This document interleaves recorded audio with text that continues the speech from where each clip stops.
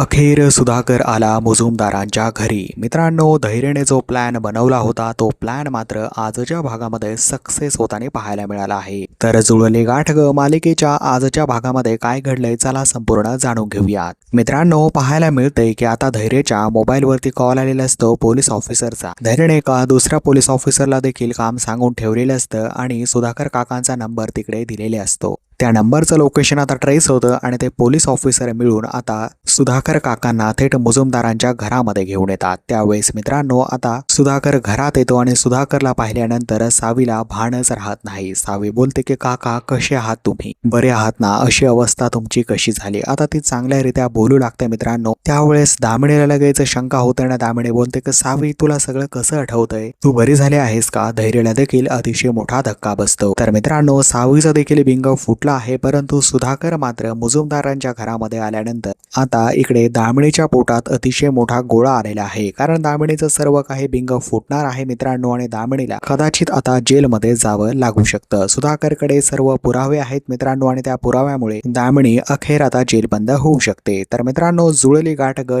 मालिकेच्या येणाऱ्या पुढील भागामध्ये आणखी काय टर्न अँड ट्विस्ट येतील हे पाहण्यासाठी मात्र तुम्ही नक्कीच चॅनलला सबस्क्राईब करा, सोबतच बेल आयकॉन दाबायला मात्र विसरू नका मित्रांनो।